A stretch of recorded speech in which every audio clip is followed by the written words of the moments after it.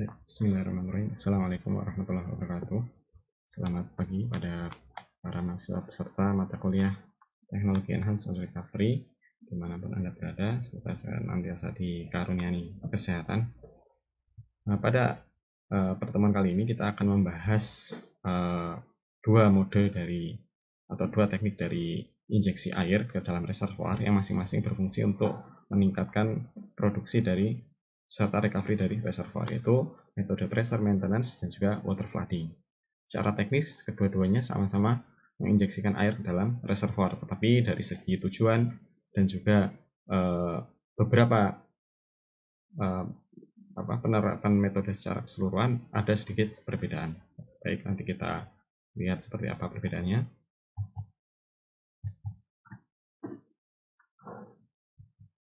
Oke, jadi untuk pressure maintenance, maka di sini sebenarnya bisa dilakukan dengan dua metode ya, yaitu dengan cara menginjeksikan air ataupun juga dengan injeksi gas yang sifatnya immiscible atau tidak bercampur. Nah, tujuan dari pressure maintenance ini adalah untuk mempertahankan produksi dari atau mempertahankan tekanan dari reservoir ya, karena seperti kita ketahui bahwa laju produksi dari reservoir itu, kalau kita lihat kembali persamaan Darcy ya, maka di situ Q atau laju produksi minyak dari reservoir ke sumur itu merupakan fungsi dari K, permeabilitas formasi atau permeabilitas dari reservoir dibagi dengan mu atau viskositas minyak dikalikan tekanan reservoir kurangi tekanan bottom hole atau tekanan PWF atau well flowing pressure.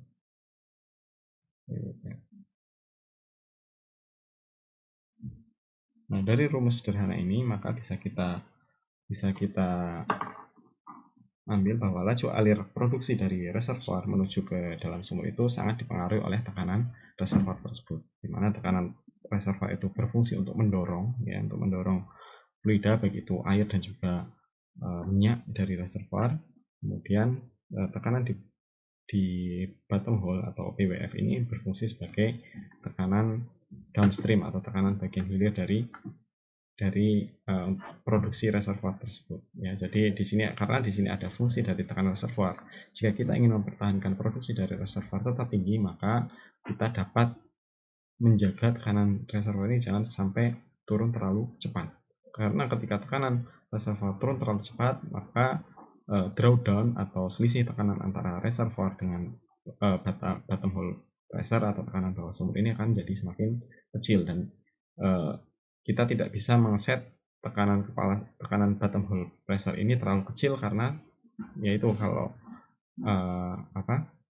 secara teknik produksi maka tekanan bottom hole pressure ini atau PWF ini nanti akan menjadi tekanan bagian upstreamnya dari aliran di dalam sumur ya, karena di dalam sumur itu fluida akan mengalir dari bawah sumur menuju ke permukaan, di mana di permukaan itu sudah ada tekanan kepala sumur dan juga tekanan di fasilitas produksi, baik itu di separator ataupun juga di manifold ya, atau di pertemuan antar pipa produksi.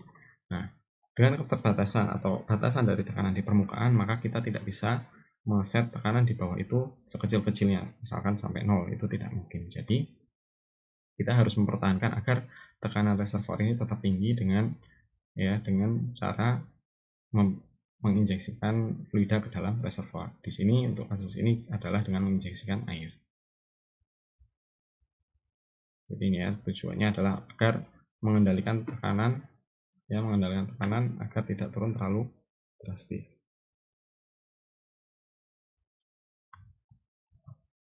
Nah, air itu dipilih karena kalau dibandingkan dengan gas, maka air itu lebih efektif untuk melakukan pendesakan. Kenapa? Karena dibanding gas itu sangat mobile ya, mobilitasnya sangat tinggi, sehingga kecenderungan atau kemampuan gas itu untuk dapat mendorong fluida yang ada di depannya ya, untuk dapat mendesak fluida depannya itu lebih kecil. karena dia akan cenderung mendahulunya dengan mobilitas yang lebih tinggi. Oleh karena itu, air dipilih selain juga murah, ya, lebih murah, juga lebih efektif dibandingkan dengan gas. Tapi perlu dilihat kompatibilitas dari air tersebut ke dalam reservoir. Nah, berdasarkan jenis reservoir seperti pernah kita lihat sebelumnya di materi sebelumnya tentang distribusi fluida di dalam reservoir, ya, di mana di bagian bawah itu biasanya karena adanya perbedaan density maka air itu akan berada di paling bawah, kemudian di atasnya minyak dan gas itu berada di paling atas. Nah, namun dengan kondisi tertentu maka konfigurasi air ataupun biasa disebut aquifer di dalam reservoir itu biasanya dibagi menjadi dua, yaitu yang pertama adalah bottom water, ya. Bottom water itu adalah ketika reservoir kita tebal, cukup tebal, ya, cukup tebal, maka kita memiliki konfigurasi lapisan air itu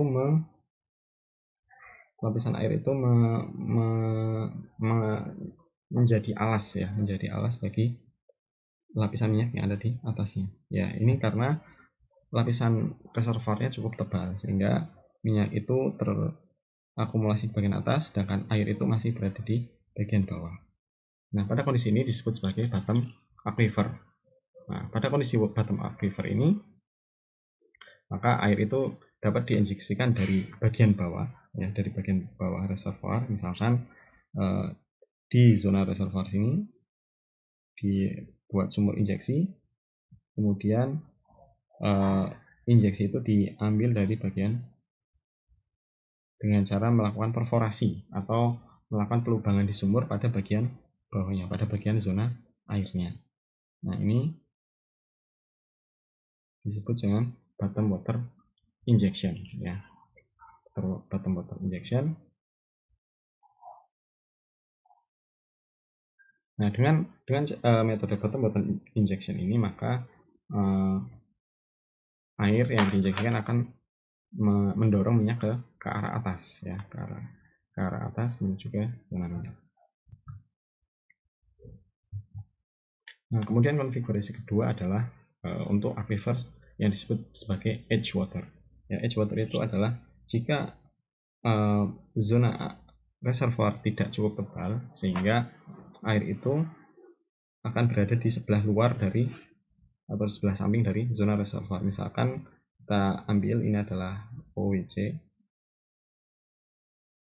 ya, batasnya air, maka ketika diinjeksikan air dari sebelah samping sini, ya, diinjeksikan, maka air yang ada di sebelah samping ini akan mendesak, memberikan dorongan tekanan ke zona minyak yang ada di sebelah atas. Kemudian dari sini diproduksikan, ya, jadi memberikan support tekanan dari sebelah samping. Jadi kalau ini dilihat dari penampang sebelah atas, maka dari sebelah atas, maka akan air yang diinjeksikan akan memberikan support tekanan ke sebelah kanan, ya. Ke sebelah kanan ini adalah zona oil, hingga tekanan di zona minyak akan terjaga, ya, atau tidak turun terlalu cepat. Nah, pada kondisi alaminya, jika suatu reservoir itu memiliki driving mechanism berupa aquifer, ya, berupa aquifer, sesungguhnya jika aquifer itu sudah cukup kuat, maka dukungan tekanan dari aquifer itu sudah cukup efektif dan penggunaan pressure maintenance sebenarnya tidak terlalu bermanfaat, ya, tidak terlalu efektif karena dukungan ataupun support dari tekanan dari aquifer sudah efektif. Namun untuk kondisi tertentu di mana aquifer yang ada tidak cukup kuat, ya, tidak cukup memberikan dukungan tekanan yang kuat, maka penggunaan metode pressure maintenance ini akan memberikan dampak atau manfaat yang efektif, ya, dalam mempertahankan produksi dari reservoir. Nah, ada juga metode injeksi dari bagian atas reservoir. Ketika di bagian atas kita memiliki zona gas dan kita tidak menghendaki untuk memproduksikan gas, ya, tetapi kita produksikan air, maka dari bagian atas ini diinjeksikan air untuk diharapkan dengan adanya bantuan dari gaya gravitasi, maka air yang diinjeksikan dari bagian atas akan memberikan dorongan support tekanan ke zona minyak. Namun metode ini sangat rawan terjadi istilahnya early breakthrough, atau air yang diinjeksikan justru akan langsung menuju ke sumur minyak yang ada di bawahnya, ya, karena adanya gaya gravitasi sehingga minyak itu akan dengan adanya buoyancy gaya apung, maka minyak akan menuju ke atas, tapi justru airnya akan menuju ke bawah langsung ke sumber produksi, dan ini tidak diinginkan. Nah, ini adalah beberapa manfaat dengan pressure maintenance selain tadi dengan menggunakan asumsi persamaan Darcy, maka secara umum laju produksi dari reservoir dapat dipertahankan, ya, dengan menjaga tekanan di bagian upstream. Tetapi ada manfaat lain, yaitu pertama adalah terutama untuk jenis reservoir dengan mekanisme penurunan solution gas drive atau depletion drive, di mana di situ ada gas-gas yang terlarut dalam minyak. Pada saat tekanan reservoir sampai ke tekanan bubble point, ya, tekanan bubble pointnya, sehingga pada kondisi itu gas yang ada di reservoir akan terlepas di reservoir, maka minyak yang ada di reservoir akan menjadi lebih berat. Kenapa menjadi lebih berat? Karena tadinya fraksi-fraksi ringan yang ada di dalam minyak itu masih terlarut, sehingga secara total viskositas dari minyak yang ada di reservoir masih tinggi. Namun pada saat gas-gas yang tadinya terlarut itu kemudian terlepas, maka yang tersisa di dalam fase liquid atau fase cairan itu adalah fraksi-fraksi berat dari minyak tersebut, sehingga viskositas dari minyak yang tersisa akan jadi lebih besar. Dengan viskositas yang lebih besar, maka minyak yang tersisa ini akan lebih susah mengalir ke reservoir. Nah, dengan dilakukan pressure maintenance, sehingga kita menjaga jangan sampai tekanan reservoir sampai ke bubble point, maka secara jangka panjang viskositas minyak yang ada di reservoir akan tetap terjaga, tidak akan terjadi penurunan yang signifikan. Nah, kemudian dampak kedua adalah dengan menjaga tekanan di reservoir dan mencegah terjadinya rilis dari gas yang terlarut, maka permeabilitas efektif dari minyak ini akan bertambah. Kenapa? Karena pada saat gas ini terlepas, maka saturasi gas di dalam pori-pori di reservoir ini akan meningkat, ya, saturasi gas akan meningkat, sehingga kalau kita lihat misalkan kurvanya seperti ini, ya, kurva saturasi ini adalah permeabilitas relatif. Maka kalau kita gunakan saturasi gas di sebelah bawah, maka pada saat gas itu saturasinya naik, maka kurva permeabilitas relatif gas ini akan naik. Saat yang sama, permeabilitas relatif dari minyak akan turun. Ya, ini KRO. Ya, ini adalah KRG.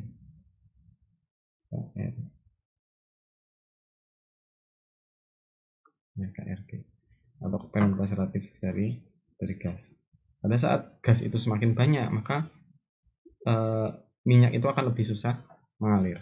Ya, samalah kalau misalkan gini, di dalam ruang kelas akan mahasiswa yang ada di dalam ruang kelas ingin keluar dari kelas tersebut, ya, tetapi di saat tadinya hanya ada mahasiswa yang keluar, kemudian di